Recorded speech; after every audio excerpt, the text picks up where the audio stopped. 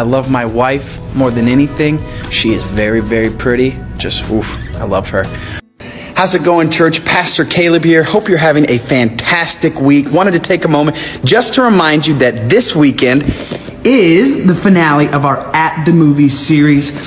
We've had an incredible 2 weeks, but we have saved the best for last. Every Sunday morning, Caleb Flynn stood at the front of the church. He held a microphone. His eyes stayed shut. He led worship for the congregation. Meanwhile, every Sunday morning, his wife Ashley sat in the audience. She watched him. She had faith in him. She believed in the man she had married. What she didn't know was shocking. The woman standing next to Caleb singing on that same stage had been texting him the entire night.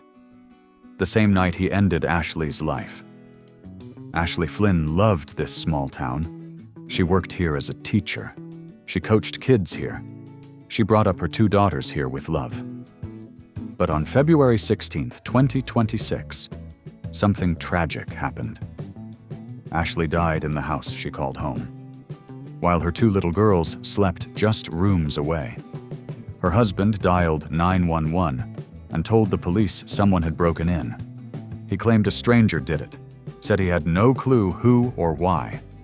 But 2 hours earlier, at 12:42 a.m., he had sent a text. It was just 5 words, to a woman who wasn't his wife. It's almost done. We'll dive into the erased messages they believed were gone for good. The affair that was out in the open every Sunday morning. The fake crime scene that crumbled apart in days. And those 2 little girls who went to bed with a mom, but woke up without one. This is Ashley Flynn's story. Trust me when I say, this one will linger with you. If this is your first time here, go ahead and subscribe right away. Like the video to help more people see it. Share it so Ashley's story can reach more viewers. Leave a comment below too. I want to hear your thoughts as we go along. Trust me, by the time this video ends, you will have plenty to talk about. Ashley Flynn worked as a substitute teacher and coached 7th grade volleyball. But to those who knew her, those were the roles she held. What stayed with people was how she made them feel. After her passing, her pastor spoke and said she was one of the kindest souls ever to live in their town. Everyone in the room agreed. Not a single person objected. Anyone who had even a brief moment with Ashley already knew it was true. She had this habit she shared with her volleyball team. She'd take out an Oreo cookie and turn it into a lesson about life. The crunchy part on the outside stood for the things they needed to improve. The creamy center? That symbolized all the things they were already great at. That's who Ashley was. She had a way of taking simple, everyday moments and making them unforgettable lessons a young girl could hold on to forever. She didn't just teach volleyball. She showed them how to see themselves, how to admit where they struggled, but still recognize their strengths. Not every coach can do that. Not everyone can. Her team loved her. She didn't just help them improve at volleyball, she helped them grow as individuals. Neighbors said she was kind and caring. It wasn't just her own daughters she treated so, it was every child in the area. She opened her home to others. She made sure there was room for everyone. At the same time, she was bringing up 2 little girls who had no way of understanding just how lucky they were to have her fighting for them every single day. Now Caleb. Caleb Flynn was 39. He worked as a pastor and led worship. He even auditioned in season 12 of American Idol. He was not the type to avoid attention or stay hidden. He felt at ease on stage and holding a microphone. People often looked at him for guidance and motivation, and he embraced it. His charisma shone through, and he had a natural presence people noticed. He knew how to make the most of those qualities. Every Sunday, he stood at the front of the church to lead worship. He talked about faith. He spoke of love, of dedication, of living as a man of God. The congregation trusted every word he said. And why wouldn't they? He was their pastor. He was their leader in worship. Week after week, he stood there giving all of himself to that community. To anyone on the outside, the Flynn family seemed to have it all together. 2 parents committed to their religion. 2 daughters raised within a close church family. They were surrounded by friends, a community ready to support them. It was the kind of life that others would see and think that they had everything figured out. That's the tricky thing about a crafted image. It falls apart the moment someone takes a closer look. Aaliyah Botner was part of this story. She worked as a worship leader at the same church. Every Sunday, without fail, she and Caleb stood together on that stage, side by side, holding microphones, eyes shut tight, guiding the congregation through worship. They sang, they smiled, they looked like 2 people devoted to serving their church. All of this happened in plain view of Ashley, right there in front of their daughters, and in front of every person in that building who trusted them with everything. Investigators found out that the 2 had been involved in an affair for months, whilst they kept it hidden through text messages and secretive apps, while Caleb went up on stage every Sunday morning acting like someone he wasn't. Think about that for a second. Ashley was sitting there in the same building watching her husband lead worship. She was with people she cared about, people she trusted. All the while, the man she promised her life to was living a completely different one, right in front of her. And she didn't even know how far it had all gone. That's not just cheating. That's a type of planned deception that's tough to grasp. At some point, Ashley felt it. She didn't know everything yet, not the whole truth. But she sensed it. The kind of feeling women get when something in their marriage changes. She began talking to a few close friends, pulling them aside. She confided in people she trusted the most. She admitted things at home were not okay. Her marriage was far from what people thought it was. And she wasn't sure how much longer she could keep going like this. Ashley wasn't making a scene. She wasn't falling apart in front of everyone. She was doing what many women do, keeping it all together in public while searching for someone to listen in private. The people near her listened. They noticed her struggle. They could tell something wasn't right. They tried to support her in the only ways they knew. But no one, not a single person who cared about Ashley Flynn, could have realized that as she confided in friends about her struggles, her husband was already working on a different plan. Her final message to a close friend read, "I can't anymore. Hear me out. Those don't sound like the words of someone having just a bad week. They don't seem like the words of someone stuck in a tough phase that time will heal. They sound like the words of a woman who has been hanging on for far too long. A woman who feels worn out. A woman who has hit the end of her rope and doesn't know what lies ahead." She reached out. She spoke up. She let someone closer. But by then, time was already slipping away. In the hours before February 16th, 2026, Caleb Flynn spent a lot of time on his phone. He was texting. Encrypted messaging apps were buzzing non-stop. As the clock ticked closer to midnight, the messages started coming in faster and faster. Something was happening. Something had a purpose. It all seemed like it was leading somewhere. Then, at 12:42 in the morning, Caleb sent one last message. It was addressed to a woman whose identity remains unknown. "It's almost done." He didn't send that by mistake. He knew what those words meant when he typed them and hit send. Whoever was on the other side of that message, she understood too. Less than 2 hours later, Ashley Flynn was gone. Someone shot her twice in the head with a 9mm handgun inside her own house. Just days earlier, she'd told a friend she couldn't do it anymore. And now, at 37 years old, she was gone. In the home where she lived with her family. In the town she cared for. On a night that had started off just like any other. Down the hall, but her 2 young daughters slept. At 2:30 in the morning, Caleb Flynn dialed 911. Here's what he said. "Somebody broke in my home and shot my wife." Are they still in there? I don't know. I don't know. Okay, what's the address? Tipp City, Ohio. Please hurry. Please hurry. What are you seeing? My wife is... She's got 2 shots to her head. There's blood everywhere. Oh, my God. Sir, please. All right, ma'am, I need you to take a deep breath, okay? Do you still see anybody in the house? No, the door to the garage was wide open. My daughters are here. My daughters are here. Where's she at? She's in the bed. Where is that room out in the house? My partner's getting them dispatched, okay? But I need you to answer my questions so I can get you help as fast as I can, okay? What question? Where are you guys at in the house? I'm in the bedroom with her right now. There weren't any clues of a real break-in. No signs of anyone breaking into the house or sneaking in from outside. Nothing showed a stranger forcing their way inside. Everything at the scene pointed towards someone familiar with the place. Someone who already had a way inside.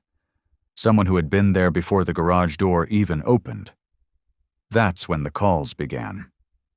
Tipp City Police called in the FBI. They also brought help from the Ohio Bureau of Criminal Investigation and the Miami County Sheriff's Office. Stop and think about that for a moment.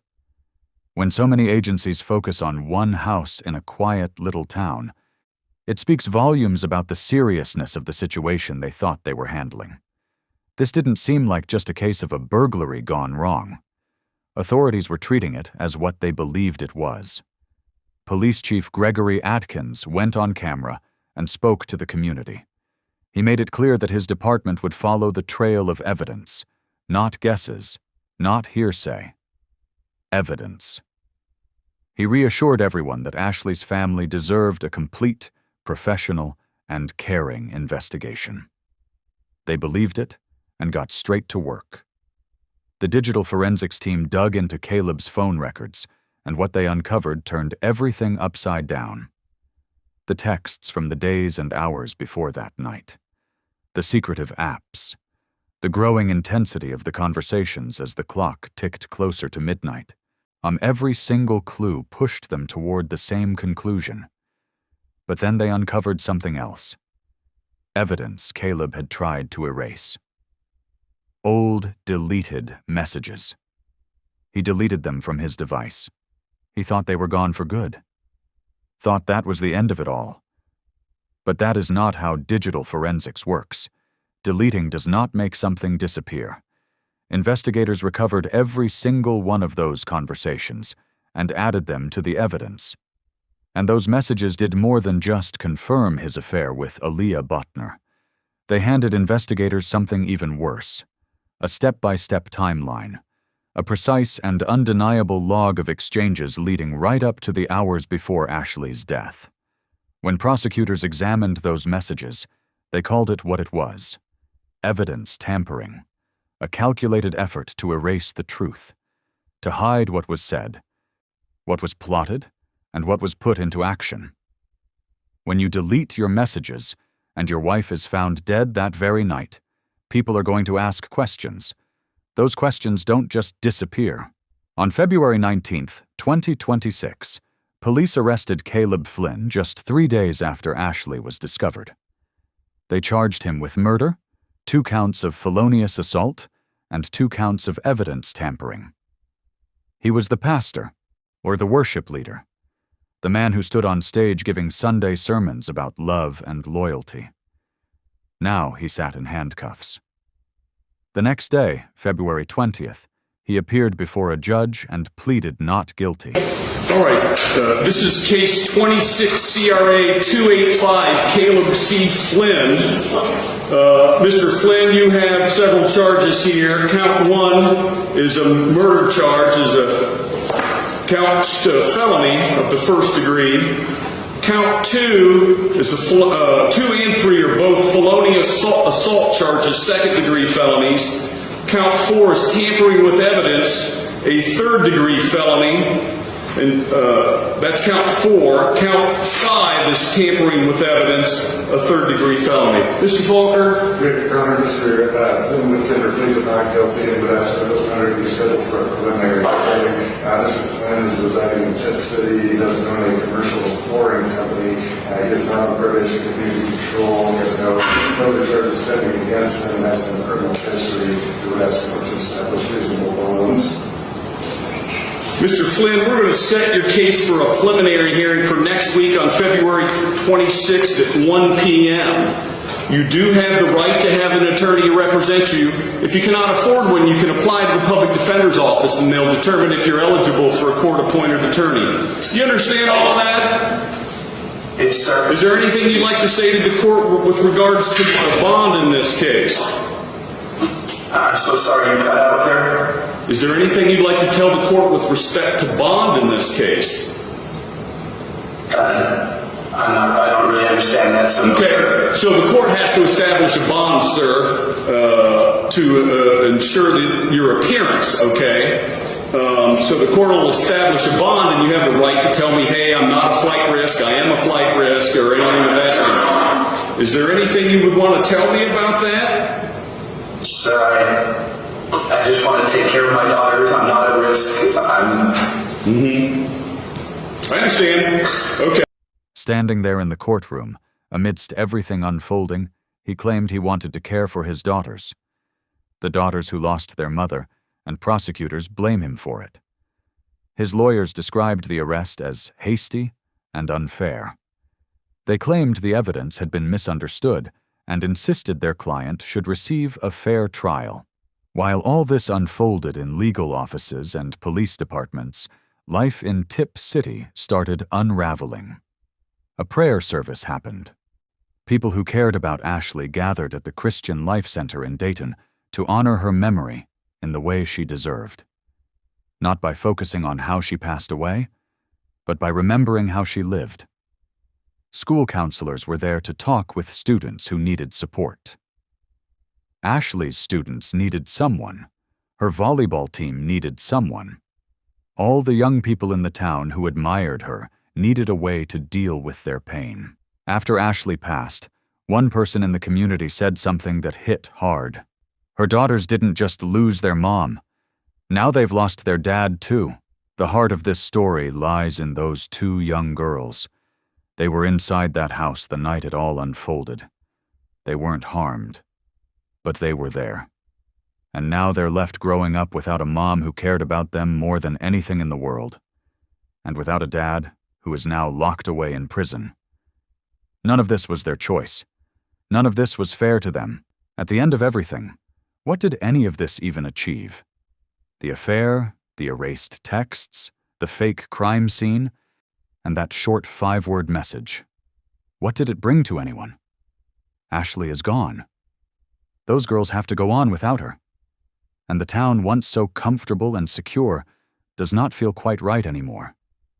Ashley Flynn lived her life by being there for everyone else. She did this even when her own world was crumbling, even when she was drained, hurting, and reaching out to friends with words like, "I can't do this anymore." She kept going to school. She kept showing up to coach practice.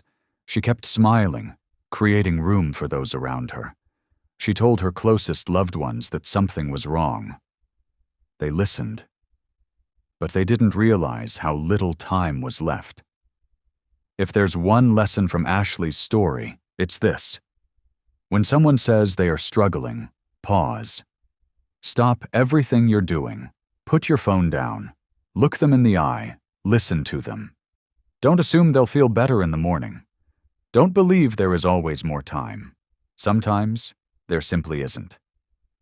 Ashley deserved more. Her daughters deserved more. Live like Ashley did. Love the way she loved. Be there the way she was there. If this story touched you, hit the like button now. Share the video too, because Ashley's story should reach as many people as it can. Subscribe if you haven't yet, because every week we tell important stories that need to be shared. And leave a comment below. Share your thoughts. Let us know what impacted you the most. Say how you're feeling right now. If you want to make a real difference and actually help, check out the Live Like Ashley fundraiser. Maybe contribute something to help those two girls. They will need every bit of support out there. Ashley Flynn was here. Her life meant something. and we will make sure she is remembered.